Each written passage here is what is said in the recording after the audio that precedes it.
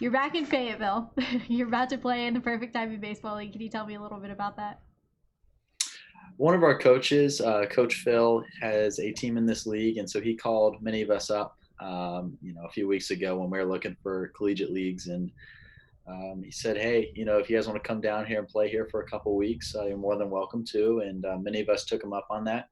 And I'll actually be here until about June 12th or the 13th before go to Florida. So I assume in Florida you're playing baseball there as well. Yeah. So what are you going down there for? There's a league called the Florida Gulf Coast League. And actually, I was going to go to the Cape Cod League originally, but when that got shut down, I saw this like almost like a cat call on Twitter. And it was like, hey, if you want to play for us, just let us know. And so I sent them a DM and I got hooked up that way. And there's a league out of Sarasota. So I'll be at Sarasota till about July 31st, and then I head home and hopefully head to campus right after that. How excited are you to finally play some baseball again?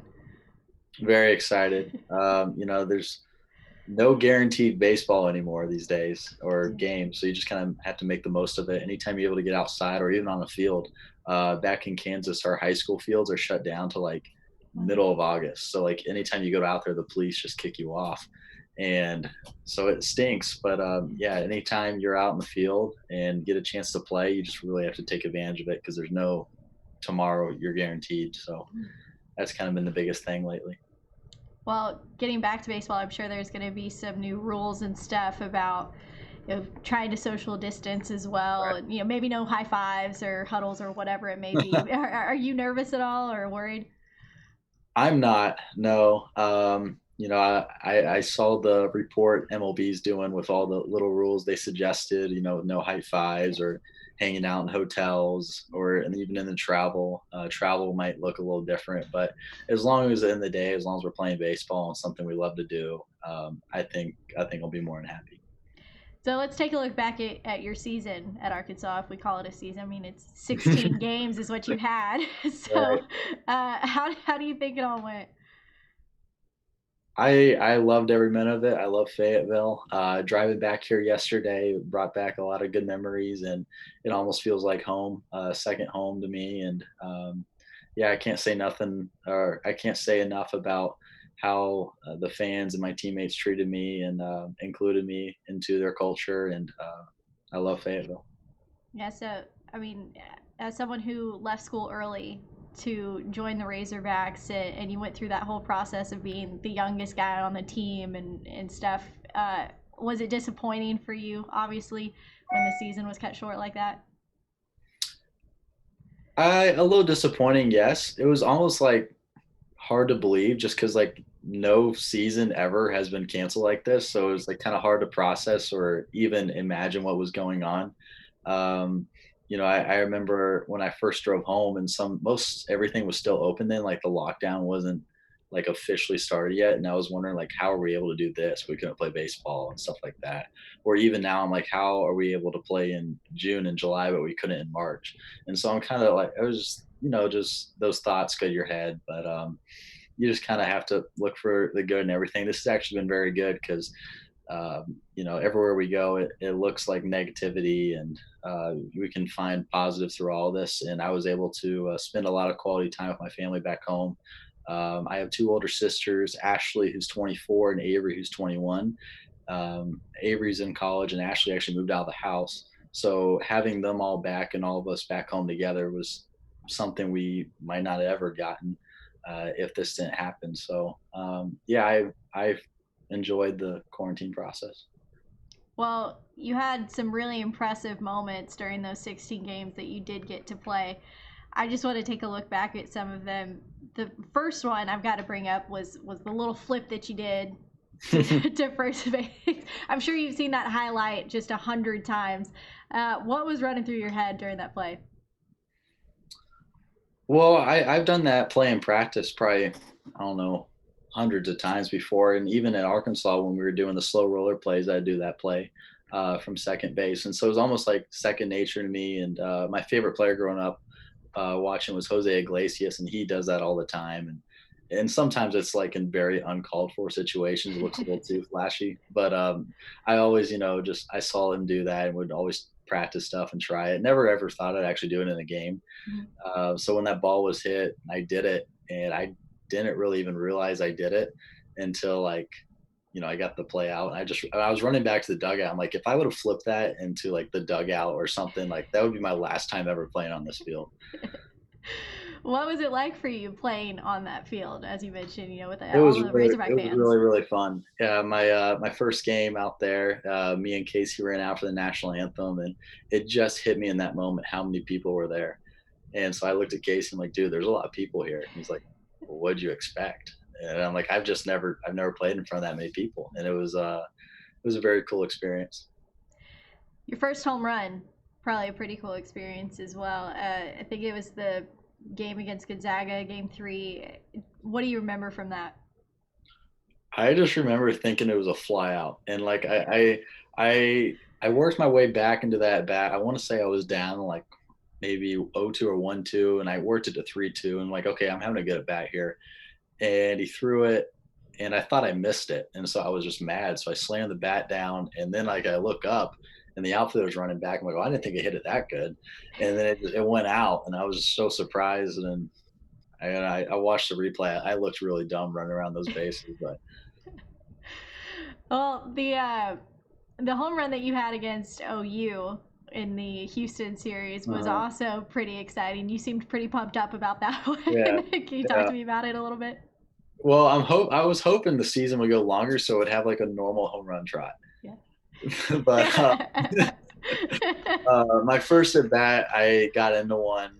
I think it went to the warning track and center, and I thought I hit that one better than the second one.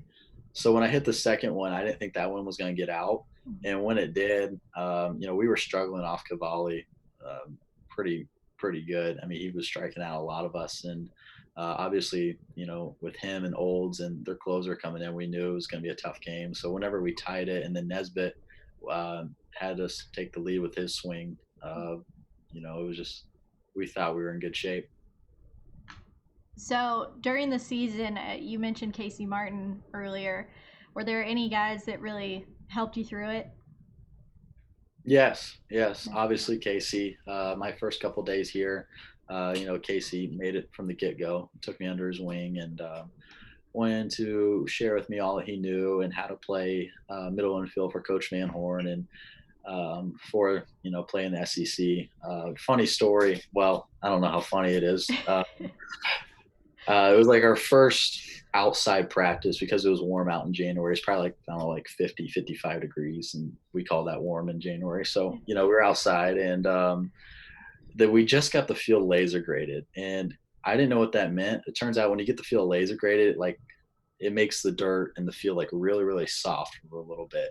And you need to, I guess, let it settle.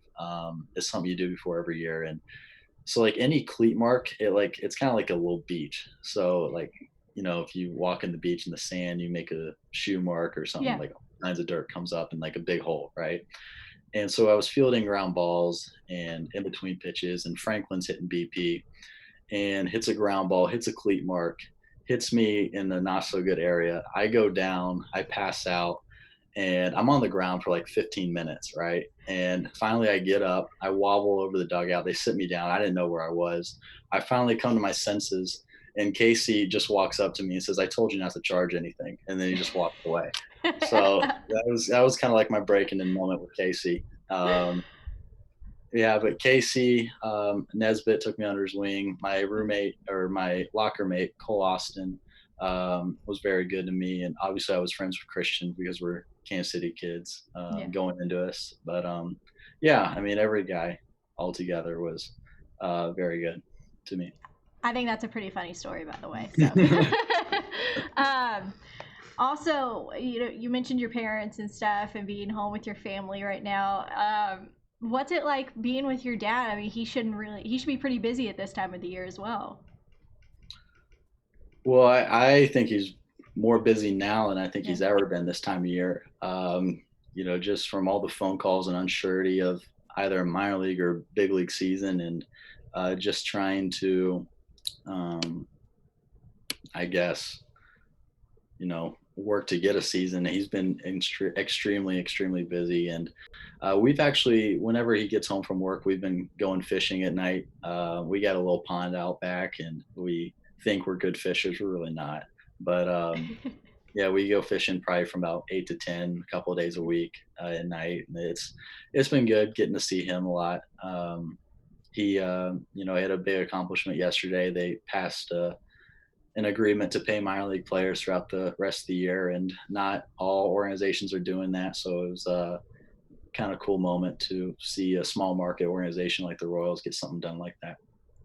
Yeah, how proud of are you to be, a part of that? Your dad making such a big statement by still paying everyone in the league. Well, in sorry, the Royals. Mm-hmm.